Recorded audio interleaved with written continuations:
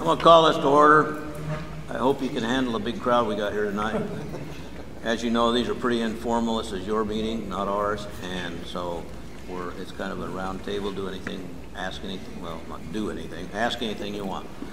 This is our facilitator. I'll let Louis introduce him and what he's going to be doing. Who we have here, this is Stan Foster. He is the president of Park Resources, and they are a consultant company, and they do a number of different things, everything from assisting cities with strategic plans to utilities, to you name it, planning, they do it all. And so Stan today is going to basically engage those of you that are here and ask you all some questions before we get into the town hall part, where you think you might want to see the city go in those kind of things. So you kind of let that this core group is very vocal, and that's good for Stan. So, yeah. No further ado, Stan. Thank you, Louis. I appreciate the chance to be with you guys tonight. So let me just give you a little overview. We've met with the staff and the city council, with the exception of one of your councilors who was in Hawaii, which we'll forgive for that. I missed out. And part of what we're doing here is to go through a process where we try to identify things that can be accomplished in the next 5 years, the next 10 years, to improve the overall conditions in Oakridge. And so we've gone through that process with the city council and the staff. They've asked us to meet with you as the citizens and get your input. So I would like to ask you, if you would, I apologize for the small kids. I was on the phone, walked out of my office in Bend, and left my briefcase sitting there, and so I had to go through my secondary supply of pens. So hopefully we can scribe this down and make this work for you. We'd like to capture your input so that we can incorporate it with the city council and staff's input. The next step in this process would be prioritizing those things, because there's a lot of things that the council would like to do, and I know the citizens would like to do, and we have to make this into bite-sized chunks, because we got to get it. We really don't want to put together a plan that's going to look pretty and set on the shelf. We want something that gives us a roadmap of where we're going and some things that we can accomplish here to improve the lives of everybody in Oakridge. So I would throw it out to anybody here to ask, what would you like to see? What would be your #1 priority to see happen in Oakridge? And keep in mind that the city, as its local government, can do some things. They can't do all things. I mean, we all know that. So jump in, give me some ideas. What would you like to see happen here in Oakridge? Yes, sir. I think an improved medical care facility, because that will drive a better economy. So not only for the people who are here, currently living here, but it will help attract people who might consider moving here, but won't move here if the nearest hospital is, not that we need a hospital, but we need better medical facility, urgent care of some sort. Right. And this is, you've got some real supporters on the council, I'm not saying. Jump in. Along those same lines as what Gary said, for medical would be perhaps an assisted living.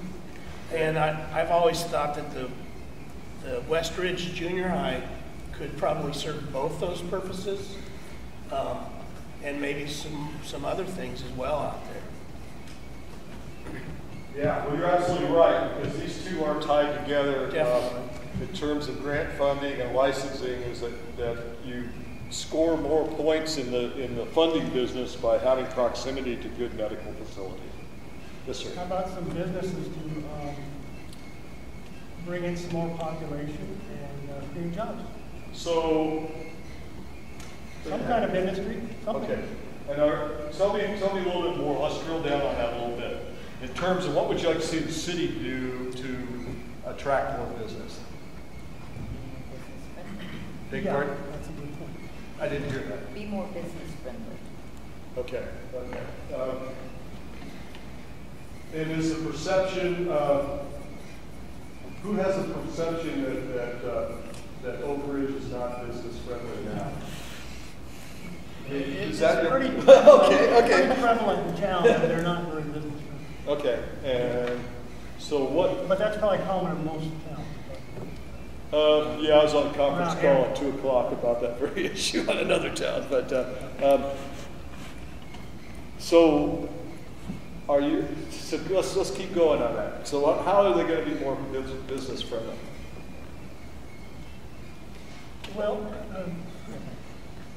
it just seems like there's so much bureaucracy and red tape when you want to get anything done.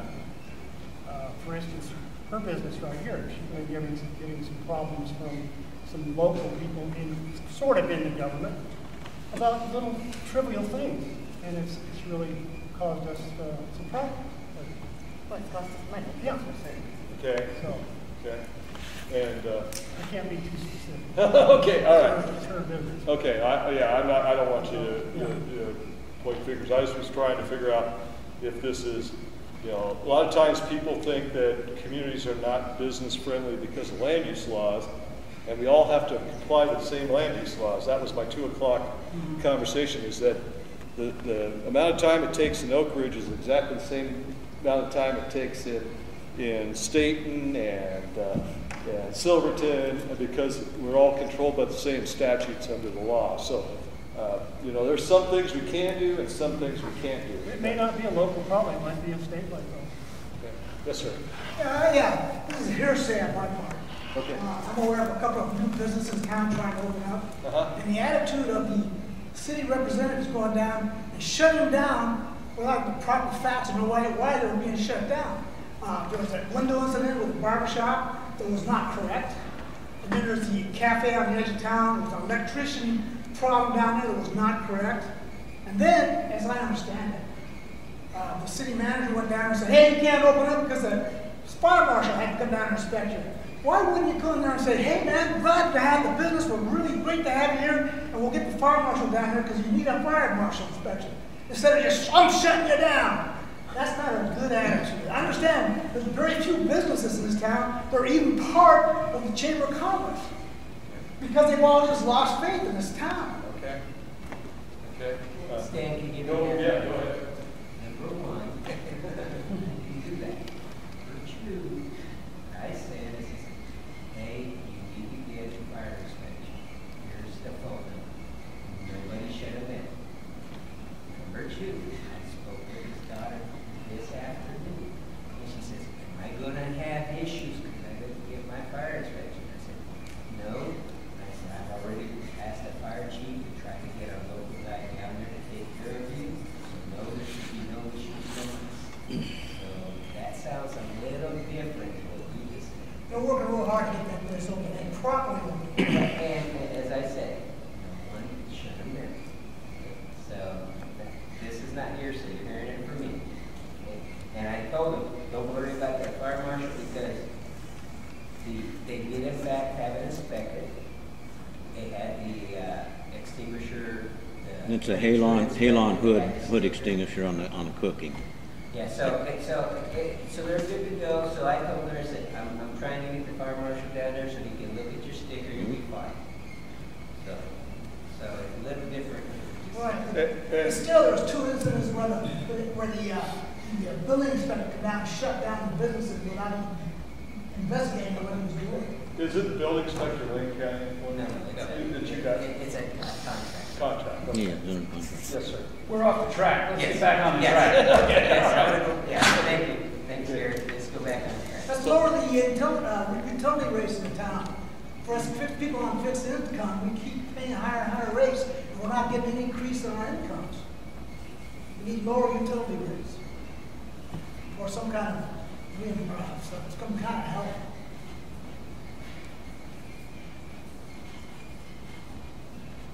Okay. You're talking about sort of assistance for lower income, right? Yeah.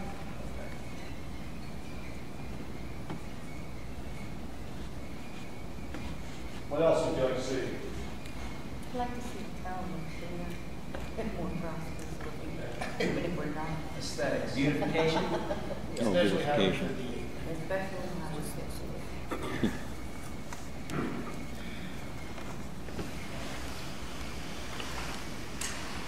So, yes, sir. I'd just like to ask, is there going to be another meeting like this? Yes. And what is the time frame for the survey that's out This there? meeting tonight is actually a town hall meeting. Right. The meeting for the strategic plan is next month. What was the date on that?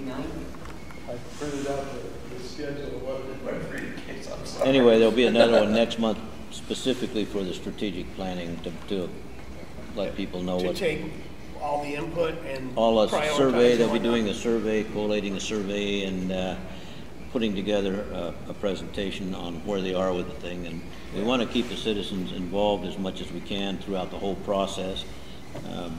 If they don't have ownership, you don't have ownership, you're not going to be very supportive. And so we feel that this is a citizens' town, and they should be involved in this planning process. Yes, sir. Go ahead. That said, There'll be a schedule, there is a schedule, I believe it's scheduled for May 9th.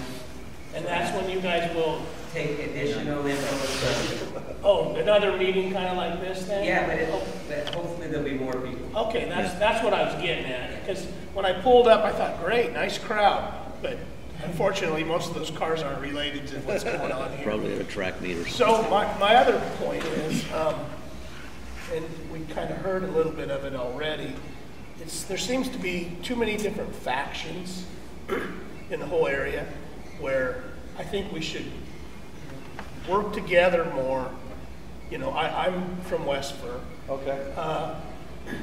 Council, the school district, the Westboro Council, you know, I know you guys are reaching out to all these people, and that's great, but I think we need to maybe adopt an all of the above type approach to bringing jobs into the area, whether that's industry, tourism, technology. You know, we've seen what dependence on tourism has done. Sure, it's looking better, but that's not gonna solve our woes, I don't think. Well, I mean, you can't live on tourism alone. Right. Yeah, I mean, an example of that is Joseph, Oregon. Right. Which is a 7-month-a-year economy. Right. Yeah, Right. so, you guys are not that bad shape. So let me ask you a question. When you talk about work together and stuff there, city has some industrial land. As a citizen in the community here, would you support the city doing some incentives to attract people here? I don't think we should give the land away. If you've been here 10 years and 10 people for 10 years, and if you don't say that, then you owe us for the land. You take, or, you know. Of course, if they disappear in the 10 years, it'd be like you're beating a dead But horse. I definitely think that, you know, let's give them some incentive that's in their confidence. Okay, yes, sir. The city wants to become a landlord or slumlord in the industrial park, in my opinion. Nobody wants to move to a place and say, we'll build a suit, but not own the land. And the city wants to lease the land because they seem to have a problem.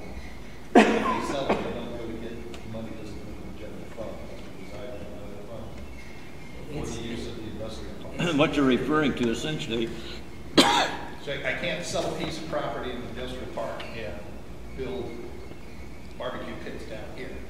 It's essentially that money has to stay there.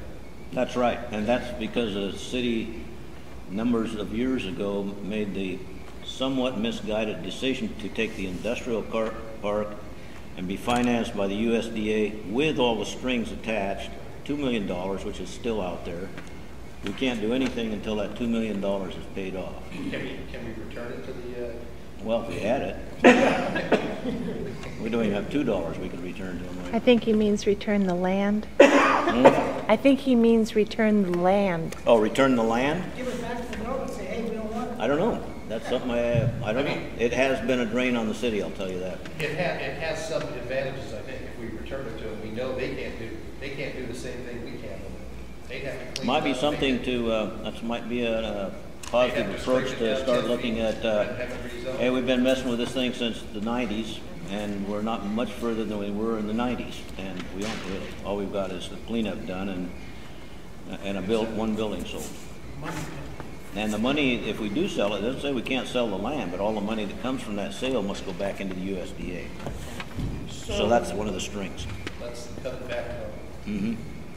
Did I read It still correctly resides in that the city can still get tax revenue from it when you sell it? That's true. Go ahead. the Atherton property that's being foreclosed on? Yes. That's being offered at auction, is that correct? Yeah, So it can be sold.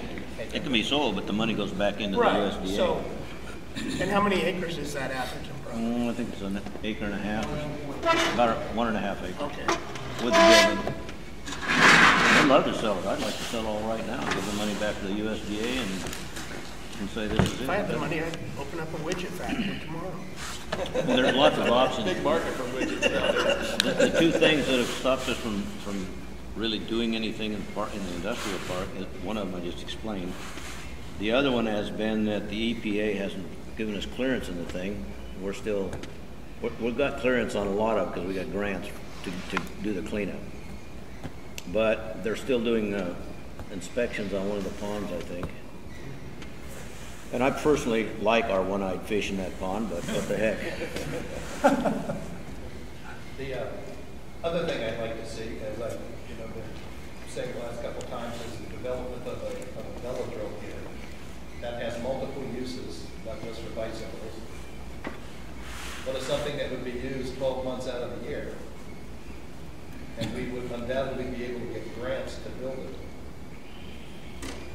Can you go through a little bit, velodromes, indoor stadium? Indoor, outdoor stadium for bicycles. You have the chance or the opportunity to make it almost any size you like. I have passed some information across the city council once before. And just now, while I was looking at some stuff to send one of our councilors, I came across that Bend was already fundraising for a velodrome. Look where the hell they are. They're out in the middle of nowhere, no offense. But essentially, we're 35, 40 miles from the U of O. Yeah, no. If I And we're in the middle of the mountains if I had my choice. with running water. 80,000, yeah. So Last year. almost. It's kind of a money maker. Every place I've been looking, they have leagues, they have grown-up leagues, men's and women's children. Are you seeing that as you would like to see the city develop that and own it and operate it? Or nobody says they can't be partners, but there at least has to be, Well, he was gonna get some to input. do something. And I don't know, you could buy the bowling alley and turn it into one. Unfortunately, bigger staff isn't here today, might be able to do it. So I mean, but everything I've seen back east where land is expensive, they've been able to pick them up for $500,000 a week. They tell you everything I've seen, the experience of people, how to run it, the concessions, how to do it, what you can expect, how to draw people in. I guess the first step probably for the city, if they were serious about moving forward, would be to do feasibility to see if we can. Well, we certainly are bicycle friendly. Yeah, This absolutely. is another facet of bicycling that we could use. That would also draw in surface biking. Or the roller derby, as some other people would. But if it makes money, I don't care. What else would you guys like to see? One of the biggest things, I've lived here for 60 years, one of the biggest things I see as of the last year, people in Oakridge will not stick together, just like right here. I think this place should be 100%. And give everybody's idea, because people do one thing. I built several houses in town. I was a mechanic and a millwright and everything else. And we never had a bit of problem. And we had a roller skating rink down there. They'd come in with a nice big doings, And there's nothing here for the kids. That's why you don't see any adults here. There's nothing here for them. After school, you get off the street maybe, you're really so long. And it's just, the people are not sticking together like they should.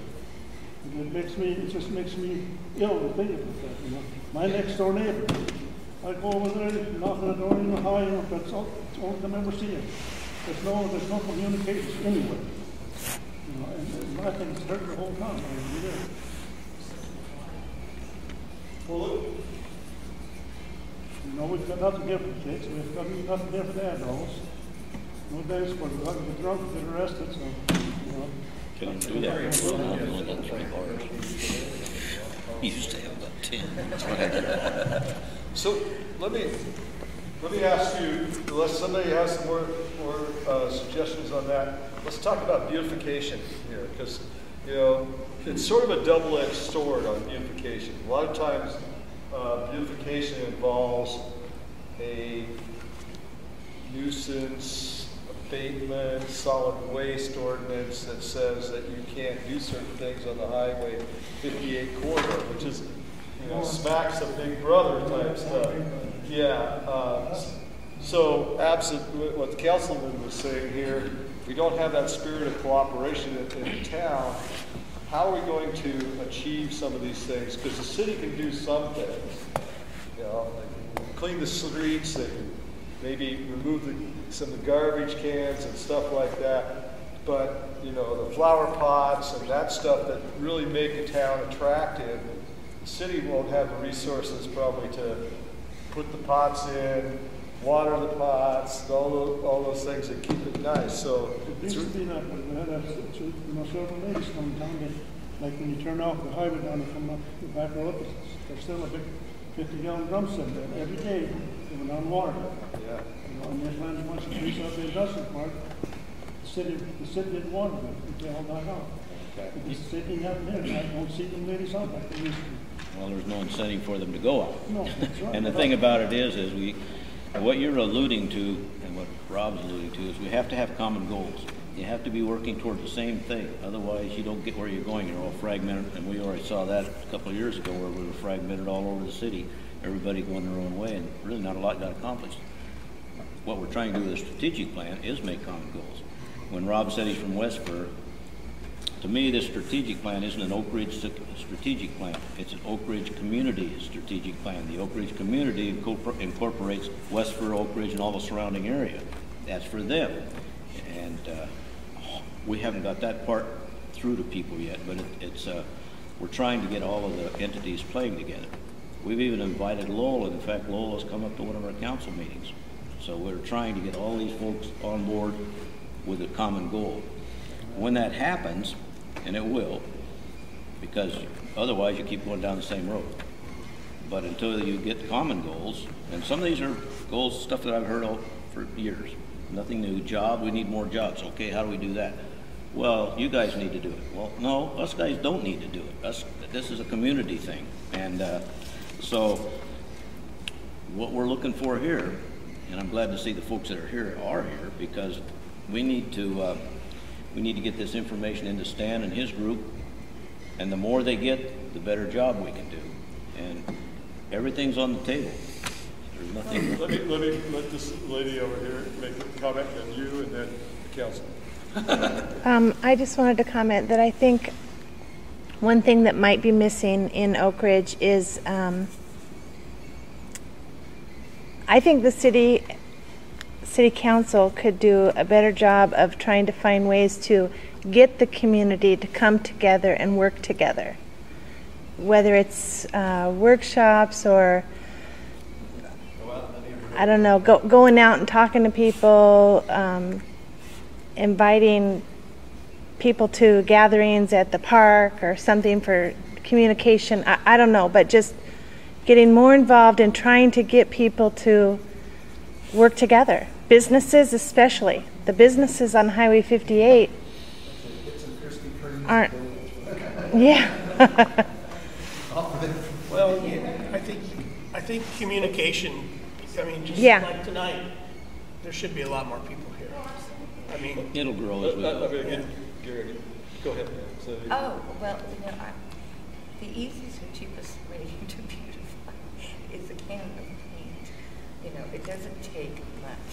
And when they paint, it looks very, very, very short time. There are so many committees for this and committees for that. And you know, my thought is, if you see a house need painting, go with a can of paint and see how to paint your house. I'm sitting right next to an empty lot that I'm just waiting for a day that it's not raining so I can mow it. You know, I don't need a committee for that. Right. And the more you do it, then the more the person next to you can do it. Right. There's definitely a collective mentality. If things start getting better, everybody does that. Well, this room was filled about a year ago when we had a crisis and controversy. Now the crisis and controversy is gone, and so are all the people. So let's make a fake crisis. Yeah. That's just an observation. That's just my observation. But speaking to your issue about beautification, it seems to me that the root of any beautification effort is pride of ownership. And we see some of that in the uptown area, uptown Oakridge. There's pride of ownership. And we're almost, I think, almost to a critical mass in uptown where you'll really notice a change in the beautification of uptown Oakridge. Now the highway suffers a different problem. And I think, though I don't know, so this is just anecdotal, I think that part of the problem may be absentee ownership.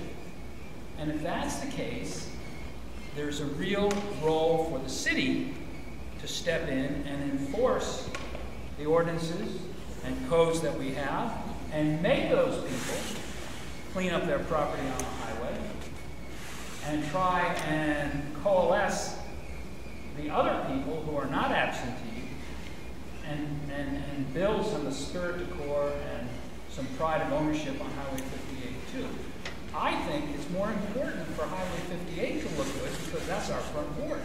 Everyone who comes to Oakridge thinks Highway 58 is Oakridge. That's true. And it's a mess. And if it's a mess because some of the people don't live here, then beating a dead horse is not, taking a can of paint is not going to do it. What will do it? That's the question. How do you fix it? Go ahead. One of the problems we've had here with that issue is that the city has the ordinances. They've never enforced the ordinances. It's always been a complaint-driven factor. And this is something Jerry and I have talked about of we can no longer do that. We have to go out and actually change things. And that's the way this all changes, is if we go out and change things. We can't all, I mean, we can't do it all, of course, but we can help facilitate that by starting the process. We have plenty of volunteers in this community that are willing to pitch in and help if they knew where and how to pitch in. And like you said, a can of paint, I can get paint for pennies on the dollar all day long if we have the volunteers to go paint. And that's the thing. We have to all build this sense of pride back into this community. And how we do that is by putting some teeth behind some of this to actually do it. As far as, you know, some of the things about job creation, you know, all we can do is facilitate job making. We can't make jobs or create jobs as an entity here. It's not our job to do that. It's the public's job to do that as a free enterprise system, to go out and make a hostel or a lodge and to build a business. It's not our job, you know. Go ahead. I would like to add one thing to that. The council, the schools, can be an advocate for change with the federal government, our representatives. We can coordinate with the Forest Service to, you know, they're harvesting 30 to 40 million board feet out of this area every year, but every one of those jobs is going right down the valley. We could still support a small sawmill or manufacturing here, but it takes a group effort to coordinate with the Forest Service and the USDA and to, I mean, in Lakeview, they harvest timber over there. That mill in that town gets first bid on that stuff. That could happen here. Yeah. And I'm not saying by any stretch that bringing back a mill is going to be the answer either, but it should be part of the equation. So wouldn't the first step be a business person who wanted to open a mill here? Right. Because the city council is willing to support that. Right. So that's the missing part. Well, I've talked to Paul Enger, who is still a consultant at 92 years old. Yeah.